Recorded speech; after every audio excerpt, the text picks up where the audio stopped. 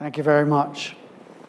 And welcome everyone to a session that'll focus on litigation and the influence of litigation on conduct.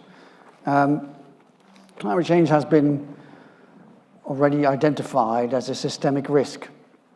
It has been identified as having three prongs: the physical components impacting business, the legislative or transition risk impacting business, and separately litigation risk. And this dichotomy was used by, or taxonomy was used by Mark Carney in a seminal speech in 2015, and has been used ever since and is reflected now in the developments in legislation across the world. Today we're going to focus on the litigation strand and how it interacts with the regulatory risk impacting business. It's a highly dynamic field. I study it professionally, and I can almost not keep up with the trends. So I'm wondering how those in decision-making positions in business and in the public sector are keeping up with all of these developments. We're going to try to make some sense of this today. But just to name some examples of those developments that are happening as we speak. There's a hearing presently happening before the International Tribunal for the Law of the Sea, where Caribbean states are seeking clarity on state duties. There have been hearings this year before the European Court of Human Rights, brought by Climat-Signorinen and a French municipality. And later this week, there'll also be a hearing brought on by Portuguese youth against the 27 member states of the European Convention. And then we haven't even discussed the ICJ approach by Vanuatu. Those are all going to impact on how state duties to protect human rights and environmental rights are going to be interpreted. And they will have regulatory implications. There have also been a great number of claims for damages, especially in the US, obviously. Most recently, last week, the launch of a multi-billion-dollar case by the state of California, the Attorney General against the fossil fuel industry, the American Petroleum Institute. But they're part of a slew of cases by municipalities, states, and they've been targeting mostly fossil fuel sectors, some of their aiders and abettors, including even McKinsey. So the net is widening. There have also been cases involving damages on the European side, with RWE, the utility from Germany, being targeted by a Peruvian farmer, with cement giant Holcim, part of the Lafarge Group, being targeted by inhabitants of an Indonesian island called Pari. So those are damages cases. And then, well, I'm Dutch, so the Netherlands has been a hotbed of climate litigation developments, not just with the Agenda case, seeking state accountability, but also a couple of years ago with the Shell ruling, where Shell was ordered to become Paris-aligned, 45% emission reductions by 2030. And that case has been followed by a slew of cases against VW, against Total, against Eni most recently, and in that case against Holcim. And then, of course, there's the scientific advances that are being made. Attribution science advancing rapidly thanks to brilliant scholars here at Oxford and elsewhere. There's growing evidence of inaction and deception. Again, here, Ben Franta in the room leading that work from Oxford End. And altogether, we see snowballing precedent paving the way for regulation and legislation. The EU, with its green agenda, CSRD on reporting, corporate sustainable due diligence directive, the deforestation regulation. So EU is manifesting itself as a standard setter, but they're not alone. Switzerland has issued a climate law which has concrete financial obligations, including on double materiality. California, with its new guidance on disclosure. It's a lot. So how do we make sense of this? And how does this impact conduct inside corporate actors? The boards. We have, fortunately, some very eminent experts here today who have that insider knowledge because of their practices, and the outsider perspective as well. It's all represented here on the stage. So it's my pleasure to introduce you to, first off, Vanessa Harvard-Williams, partner at Linklaters, Global Head of Environment and Climate Change. We have also from the legal practice, Jeff Twentyman. He is chair of the Sustainability and Responsible Business practice at Slaughter and May. And we have Sophie Marjanac, who heads up the corporate accountability practice at Client Earth, an NGO that has become one of the most prominent civil society litigators in the field. I'd like to start off with a question, perhaps a bit provocative, and maybe I can direct that to you, Vanessa. Having looked at all these developments, what has been their impact? Or conversely, where would we be without climate litigation? Could you reflect on that? I can have a go. Thank you very much for having me. So climate litigation has definitely had an impact in terms of corporate awareness of the risk associated with climate change. And I'll give you a slightly schizophrenic answer. So there are good aspects to that, and there are also less good aspects to that. And if you look at the categories of climate litigation, and I'm not a litigator, I gave that up a long time ago. Essentially, I'd say there are three very big buckets that are relevant to corporate strategy. One is clearly the risk of misrepresentation, so greenwashing. And that risk is very current at the moment, something that is worrying people quite significantly, and is leading, and this is a good thing, to the taking of sustainability communication much more seriously than perhaps it was in the past. So you're seeing a professionalization. But that's quite a big job, because it was, for a long, long time in my career, at the fluffy end of things. So that is a big area and affecting lots of people, and people are responding to that. So second area of litigation is where the duty of care of the company or parent company has expanded, which is happening particularly in UK jurisdictions, but we're also seeing a wider case law. And that is also, I think, intellectually and strategically challenging directors and boards. But it's important to be aware that actually it affects a relatively small number of companies directly. So if it's you, it's big impact. But in the overall landscape, I still think it's probably viewed as relatively low probability, high impact if it happens.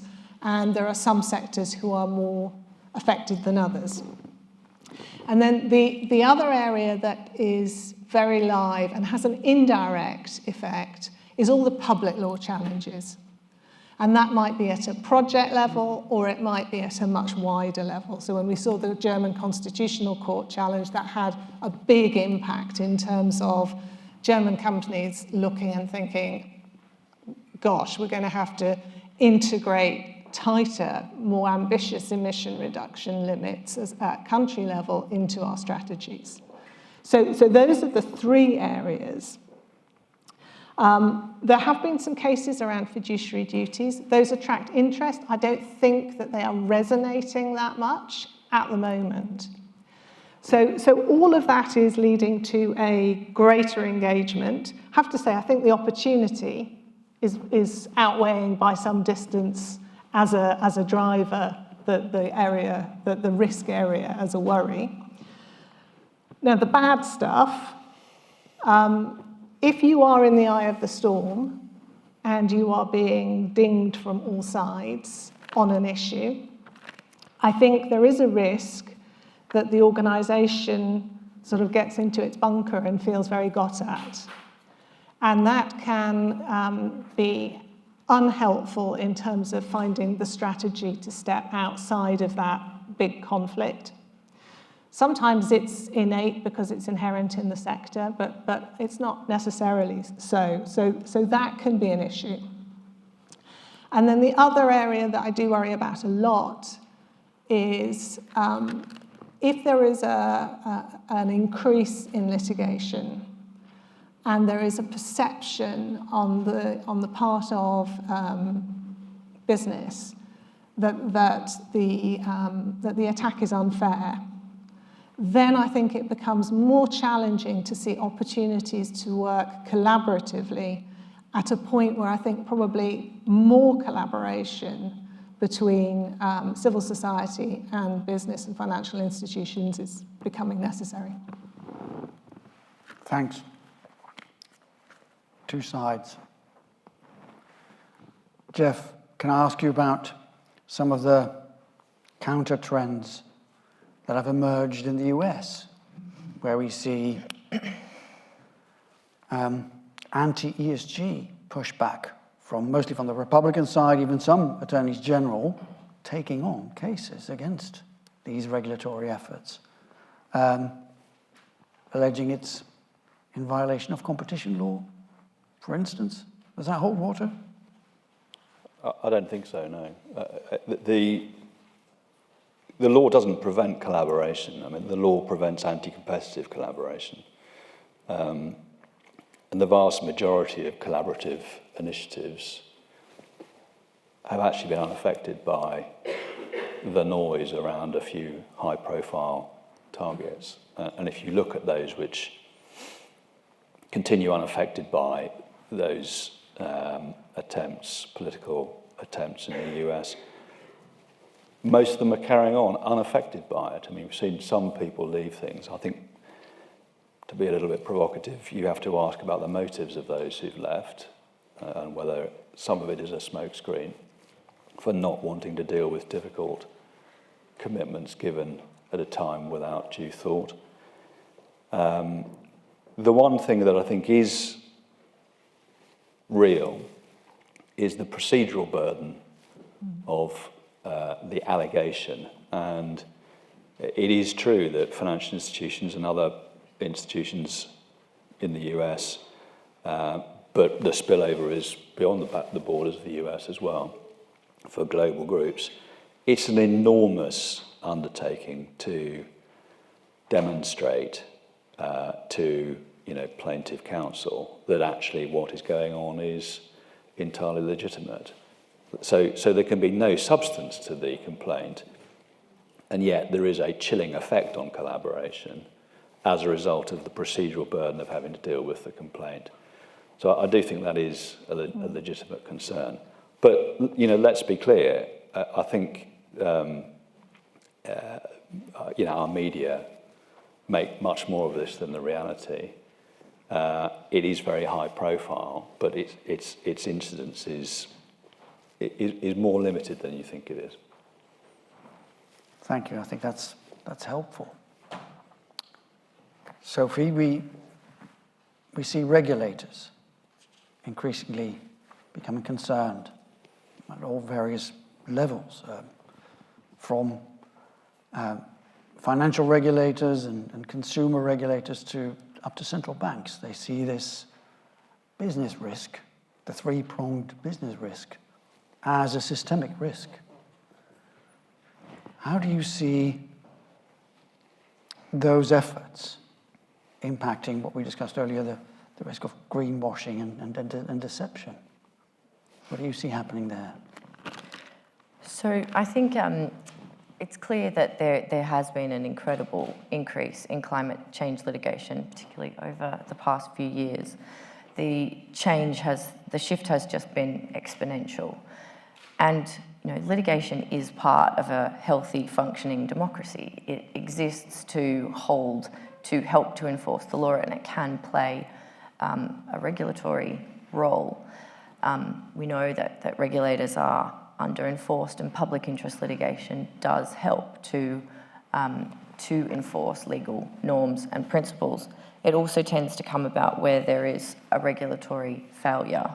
So I wouldn't say and I think it's absolutely historically normal and natural. We've seen litigation around significant social issues, many other social issues over time. So there is a lot of attention on climate change litigation. I absolutely agree. Sometimes that attention is, the press is very focused on it. But I don't think that it's particularly distinct. Litigation has and always will occur on these important issues. In terms of the regulation, though, I think it's absolutely clear that what we're seeing in these environmental issues, and particularly climate change, is moving from a fluffy risk to a core business concern, to a core issue of capital allocation, of business strategy, of positioning the business for the future, for a world in which there will be incredibly much tighter regulation as governments implement their pledges to get to 1.5 degrees, and that there's no way around the fact that will occur over the next 30 years out to 2050 and continue as the impacts of climate change worsen. So these are core business risks, and these are core business concerns for management. Particularly in greenwashing, it's a real zeitgeist issue at the moment, and we have seen a huge change in the regulatory landscape in a very short period of time. So just in the last year, the EU has, for example, we'd say that it's gone through a revolution on greenwashing claims. As you say, Vanessa, perhaps these were seen as fluffy, and maybe there was less attention paid to the kinds of things that are being said both in disclosures, but particularly in advertising to consumers. And just last week, the EU finalised the Empowering Consumers in the Green Transition Directive, which is a reform of the Unfair Consumer Practices Directive, which is basically Europe's consumer law. And that has essentially banned vague, unsubstantiated, non-science-based and unverifiable green claims, including on offsets. It's basically banned claims around carbon neutrality related to offsets. So that means fundamentally that sustainability claims by big polluters are now both incredibly risky and very difficult to make.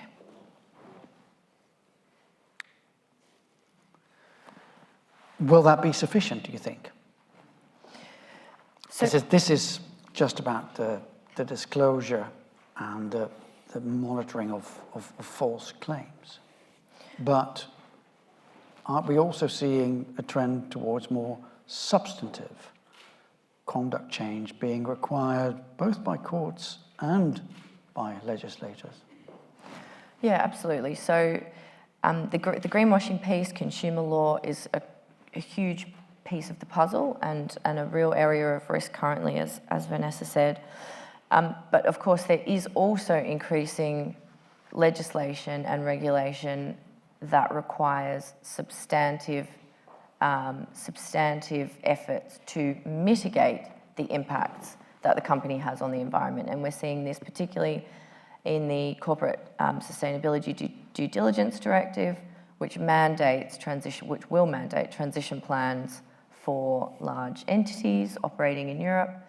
And there are quite a few clear criteria around those. We've also got international standards setting boards, SBTi, WBA, etc., and the ISO putting out standards on net zero, and all of that will tighten the regulation around transition planning. And we've also seen due diligence laws which require an assessment not just of the company's risks, but also the company's impacts and their dependencies as well in the biodiversity risk frameworks that are coming out. Companies need to assess their impacts on nature and how they will be mitigating those.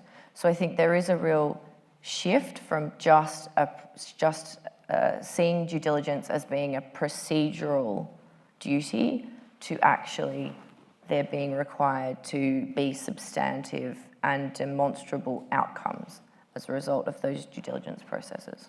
Thank you. How are those trends, as I predicted, the highly dynamic field, how are those perceived from inside the boardroom of the clients that you're advising, Vanessa? And how do you, to build on that,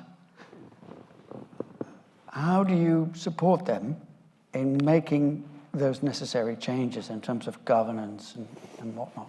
Okay, so one of the challenges for business is just this tsunami of stuff coming at them, which may be standards, soft law, or it can be hard law. A lot of it is still very disclosure focused. So it's a bit like going to the gym and all you have is exercise bikes. And now we're putting few more other types of equipment in, but it's still largely exercise bikes. And we need to expand the toolkit. Now for boards, getting the signal, discerning the signal from the noise is still an area of challenge, and understanding when those measures are going to impact and what they mean is still an issue that is working through the functions that support them. So it's just all taking quite a lot of time. And going back to the opportunity, I think right at the moment, we're at a tipping point over the next 5 years where it's going to be about the strategies that companies have articulated with their net zero ambition, and they're being asked now to develop disclosed transition plans which show how they're going to get there. And the implementation is where the rubber hits the road. So I think the next 5 years, you are going to see much harder-edged conversations in relation to how are we going to get to what we said we'd do by 2030. And in relation to that, it seems to me you need a strategy where sustainability is at the core. You need cultural drive from the board and culture cascaded through the business. And then you need scaffolding, which is all the governance and systems. And you need all three of those, because if you just have the scaffolding and the board isn't signaling, then the people in the middle will not necessarily look up and see the change. If you have the tone at the top, but with no structure, then it just won't work. The mechanics will be old-fashioned mechanics, and the strategy will fail. And so you need all of those three working together, and that's what I think the next 5 years are going to be about in the board, and that we're starting to see really engaging. And Jeff, if you can add to that, and maybe also reflect on the role of the legal profession in particular, both in-house. Really? Well, okay. I will if somebody asks me in the audience, but let me just respond to the previous question. I absolutely agree with what Vanessa has said, and just stepping back a little bit, I think lots of climate litigation is really healthy because we've got very little regulatory intervention, and it really gives a very clear signal to business if they want to listen about the way in which society is changing its expectations of what business does. So I think we will continue to have litigation, and it's a valuable vector in moving everything the right way. Lots of these regulations, and Sophie mentioned the due diligence directive, interestingly, the French and the Germans are both trying to remove the civil liability limb of the due diligence directive, which is the most significant part of it, because without that, it becomes another disclosure exercise. And disclosure relies on the markets reading the disclosures and allocating their capital differently as a result of that. There's been little sign of that happening at the moment, although I appreciate that things are moving quickly in that area. But that capital allocation model has not yet shown itself sufficient to generate significant change. And what's missing is direct regulatory intervention. Now, transition plans may be a way of achieving some of that, albeit that it's still an indirect mechanism. Yeah. You can say, but I've got a very neat and tidy transition plan with a completely ineffective transition pathway. You will have still complied with your obligation, but no change will result from that.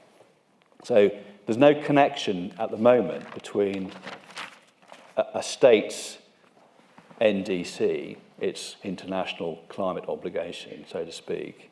There's no back-to-backing of that obligation to the corporate world.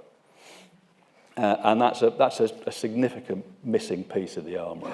So systemically, we're not in the right place at the moment. But somebody mentioned earlier corporate responsibility and business leaders taking responsibility, and that's the point that Vanessa was touching on, which is that the way in which sustainability litigation and stakeholderism has approached this is as a retrofit to the business. The business does some bad things, let's sort out the bad things. What we need to do is to find businesses and support businesses and boards, and that means leadership in the boards, to devise a business strategy that is a positive business strategy, so that you actually don't run into the path of litigation, because what you're doing is achieving best practice or the best outcomes for whatever the business proposition is. And that requires boards, dare I say it, not to be populated by old white males, predominantly. It needs diversity in the boardroom, it needs young people's views in the boardroom, and it needs active regulation. And I think when I come across executives, as human beings, they all get this. They all want to do something, but they don't feel that the system currently permits them to take that leadership role. So, sorry to sort of come up with another problem, but I think that is a problem that as yet doesn't have a clear solution. Thanks, Jeff and Vanessa. Sophie, on that transition planning, what does a good transition plan look like? What are its sort of essential components? Yeah, so Jeff mentioned that transition plans can have can include uncredible pathways, and currently the company might be complying with the law. I mean, I will note that currently there's litigation on foot against Total Energies in France. Our partner Greenpeace France is bringing that case, and that's in respect of that transition plan, and it's under consumer law. So looking at whether the company's net zero claim or claim to be aiming at net zero by 2050 is sustainable and is misleading to the general public and to consumers who are purchasing products from the company. And the issue there is exactly that, the credibility of the pathways.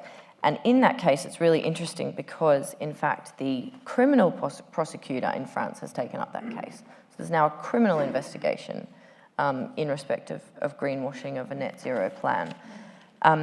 We have a similar case in the Netherlands against KLM, which questions the credibility of using offsetting as part of a net zero transition strategy. But I think, and you've said that currently that there are one can disclose an insufficient plan and potentially not be breaching disclosure laws. I think that the screws will tighten very much on this in the next few years, and there are investors as well, investors that are focused on ESG, of which there is a substantial minority, will be looking at the detail. The transition plans now have to include short, medium and long-term targets. There's growing consensus that Scope 3 targets are important. As I mentioned, offsetting, I think that the offsetting loophole is very nearly closed or is about to be closed. Particularly, we can see that I think we're about to see real challenges in the voluntary carbon market offsets, voluntary carbon market, sorry. But the real crunch point, as you said, where the rubber hits the road is CapEx. And investors are saying, if you don't align your capital investment with the strategy. What is it for? And there's more and more investors that are interrogating transition plans that are looking to see capital allocation there. And without capital allocation, if you're not putting your money where your mouth is, what does it mean? And so many people, I think, are realising this. I mentioned those standards. These standards will coalesce over time into mandatory rules. And I think that boards need a vision and need to be getting ahead of this. They need a real vision for what a company on the pathway to net zero actually looks like in 2050 for their sector. And I don't think that many sectors, I think a lot of sectors just don't have that vision. Many boards are, sticking their heads in the sand, to be blunt, or trying to fudge it, but that will no longer be possible, as I say, as these regulations intensify. So there are emerging granular standards, and these will, there's more and more focus in Asia, more and more focus in Australia. The US is getting on board as well. So it's not just coming from Europe anymore. And these trends will be global, and therefore the pressure will absolutely increase. I'm sensing a lot of alignment here among the panelists, both from the insider perspective and the outsider perspective. I think that's a good moment to start tabling some of your questions. I'm keen to hear the perspectives from the room. Over there. I am Carolina, partner. Maybe you can wait for the microphone. Easier. Yes, thank you. My name is Ana Carolina. I am partner and chief investment officer at Pogo's Goodhead. My question goes to Jeff and to Vanessa. You both talked about cooperation. And yesterday I heard Jeff saying that the best litigation is the one that is avoided. And I couldn't agree more. I would like to ask you about the possibility, the potential, and also to you as well as renowned litigators, to have plenty of law firms and the NGOs just like SEEF and Client Earth cooperating with the corporations and reaching out to the board to ask for a solution, not only compensation, but changing corporate governance and practice. My question is, how would you see your clients, the board, reacting to a pre-action letter or any kind of interaction before litigation? And how do you see your firm's roles on advising them if that happens? Shall I go first? My answer is entirely anecdotal, but Vanessa mentioned earlier the proneness of some organisations to develop a sort of a defensive crouch or a defensive posture when challenged.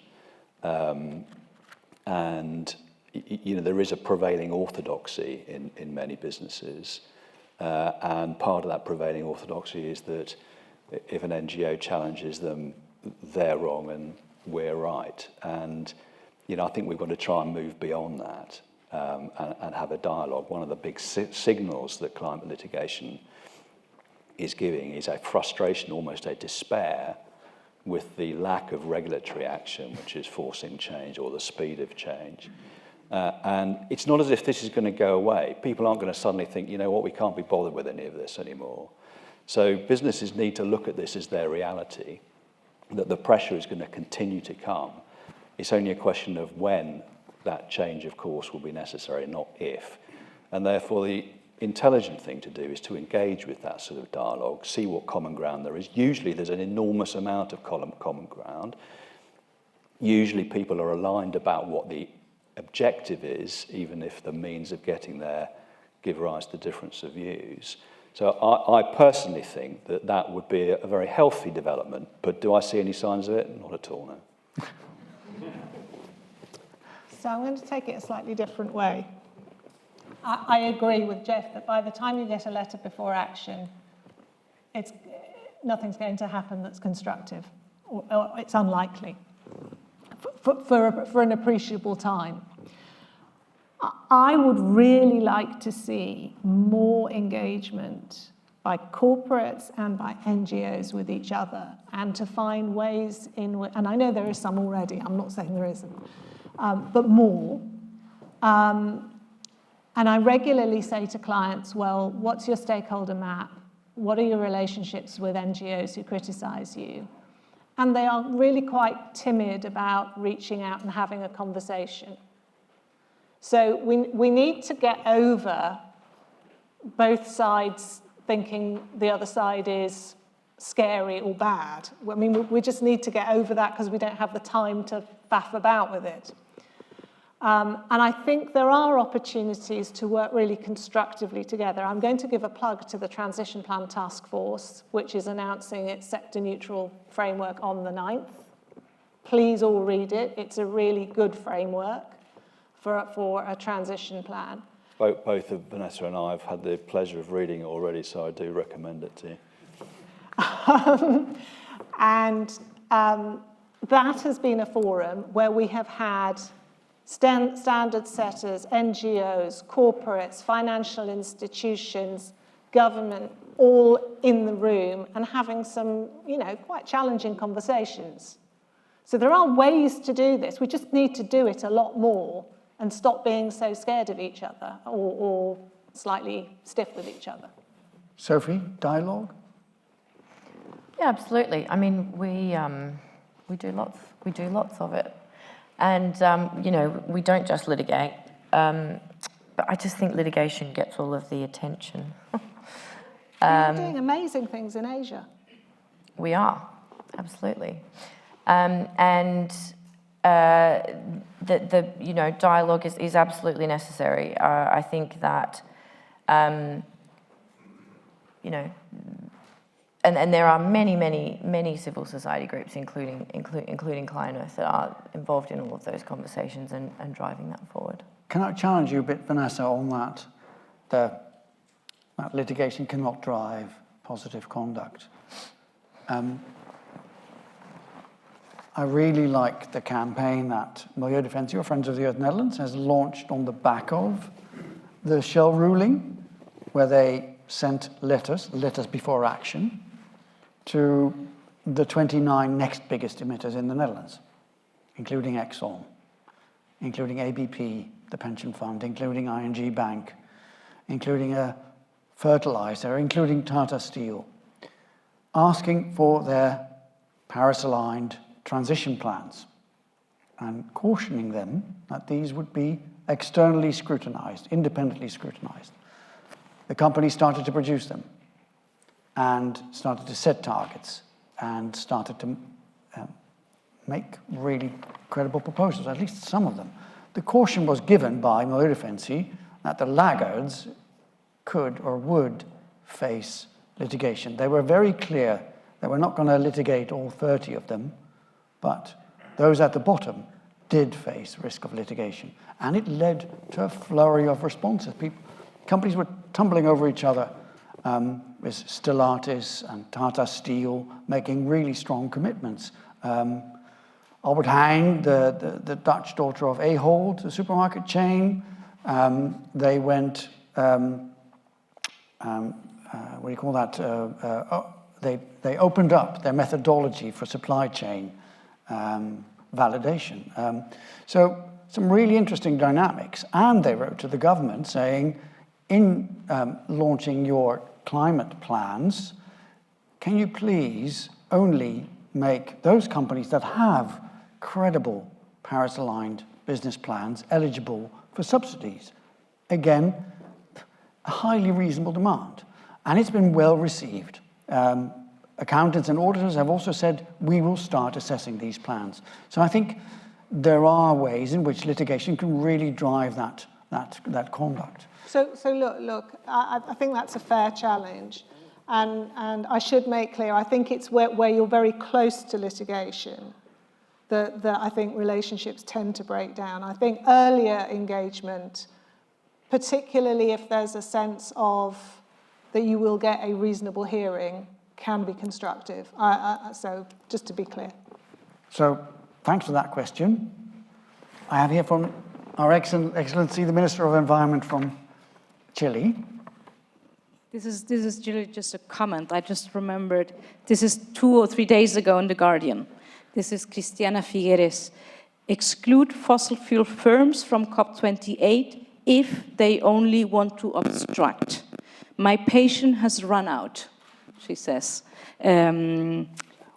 For years, she has been advocating of oil companies should be involved in the policy making. So just, you know, it's a, I guess it has to do with this, and just a comment. Mm-hmm. Thank you. Any further questions? One quick question. How are climate change-related legal risks quantified and communicated to the board by chief legal officers or those with your scope and remit? And Anyone on this? What I'm getting at is I'm trying to understand how the concept of materiality is evolving in the context of sustainable development and what legal challenges that might present as those risks are quantified. Thank you. Okay, I'll have a go at that. It'll just be a go, just to manage your expectations. So in relation to climate litigation, what we do start to see is companies, particularly financial institutions, are looking much more holistically at the litigation trend lines and considering dashboards within their risk committees of how litigation is moving. It doesn't necessarily then directly correlate to their own activities, but they are considering the landscape and then thinking further about how that might apply to them. And that is definitely an emerging area of interest. It started in financial institutions. I think it's broadening out quite significantly. Now, the second issue was about quantification of materiality, wasn't it? Well, I've just retired from Linklaters, but I've been doing this for 35 years. Quantification of materiality in this area is a complete nightmare. And when you're working in transactions and bankers want to allocate a specific number, you can see how things go wrong and issues can get possibly somewhat downweighted. I think there is a broader issue that is bubbling at the moment, which is in relation to scenario analysis, where we've got the Institute of Actuaries and a number of other papers that have come out over the summer suggesting that stress testing is currently underweight in climate-related financial risk. We were talking about this last night. Yeah. Don't know if you want to chip in. Well, I mean, my remark last night was simply that Impact's Asset Management released a report 10 days or so ago, which, I mean, says what many people have said, but that climate risk is massively underpriced in right across the capital structure. And if that's right from the perspective of the asset management industry, it's also right at the corporate level as well. And I think that poses a important challenge to directors to assess whether they are appreciating those risks at the corporate level correctly. Sophie? I don't think I have anything to add. I think I absolutely agree with Jeff on that one. Another question in the room where, yeah. Sam Fankhauser, based here at the Smith School. A couple of years ago, we looked at court cases and sort of assessed the odds of a pro-environmental outcome. And it was about 50-50. So lawyers don't like this characterization, but the judge is essentially tossing a coin. I wanted to get your reaction on those odds. Are they good enough to change behavior? And if we have to change them, how would one change them? I think there's some interesting data that have emerged that demonstrate that this has changed. Certainly in relation to claims against state actors. So the agenda type case, which is seeking higher ambition or enforcement of those ambitions, they tend to be won. I think it's about 80%. The corporate cases, it's too early to tell. There have been a couple of victories. The Shell case is the most notable one that's now heading for appeal in the Netherlands.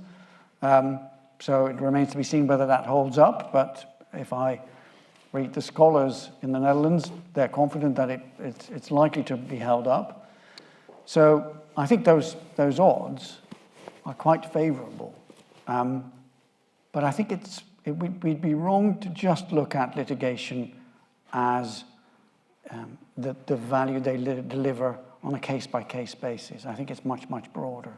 And a good example of that is how, in France, a group of civil society actors took the French state to court for their lack of ambition. And this is little known, but I think it's a really remarkable fact. Within 10 days, these groups were able to bring together 2.4 million supporters as co-plaintiffs in that case. And that sends a really, really strong political signal to the government. And it's led to policy changes since. And similarly, you can even win if you lose. A good example of that is a case brought by Greenpeace and Friends of the Earth in Norway against the Norwegian government, a constitutional case challenging the licenses they were issuing for drilling in the Arctic. And obviously, Norway, highly dependent on fossil fuels. At the launch of the case, in the first instance, there was 70% support for those licenses being issued, polls showed. They lost in first instance, lost in appeal, lost even at the Supreme Court. That case is now pending before the European Court of Human Rights. Interestingly, the polling showed that by the time they'd lost at the third instance, even though there was a recognition that there was a violation of constitutional rights, and so they'd made legal progress in that sense. Most remarkable impact, I think, is worth drawing out here, is that 70% of the population was now against further drilling in the Arctic. I think that's genuine impact, where you see litigation giving people agency, giving them hope that they can act. They have not just an individual responsibility to change their own conduct, but they have agency. They can drive, they can hold leaders to account, both in the public sector and in the corporate sector. And if you combine that with the other trends, if I may start wrapping up, because I think we're... There's a couple of trends I think we've seen emerging here. So litigation can really drive change. It's a proven track record against the public sector and is now increasingly focusing on the corporate sector and the financial sectors to drive change forward. We see human rights breaches increasingly coming into focus because the impacts are real, they're felt, and people are taking action. There's a drive for transparency, and there's a clear trend from soft and non-binding norms towards hard norms that have become enforceable. Greenwashing and anti-regulatory lobbying are increasingly into focus and being scrutinized. So I think, as you mentioned, what once was a fluffy issue handled by the CSR department, communications people who were slapping on an attachment to the annual report, has moved into the realm of ESG, which I still think is an undervaluation of and underappreciation of that risk. It's moving rapidly into a place where it needs to be. Core business, core strategy. As Angela Merkel would say, Chefsache. This is the boss's matter. They need to engage. What does that mean for an educational institution here, such as Oxford? Well, you can provide the pipeline of talent that are schooled in climate change and the law and in economics. They have a multidisciplinary perspective on these very, very complex issues, and that are able to engage and provide decision-useful advice. ultimately, I think one of the key messages that comes out of this panel, for me at least, is that the best legal defense for corporations is Paris-aligned conduct. And that happens to be the best thing for the planet. Thank you very much, Jeff, Vanessa, Sophie, and thank you all.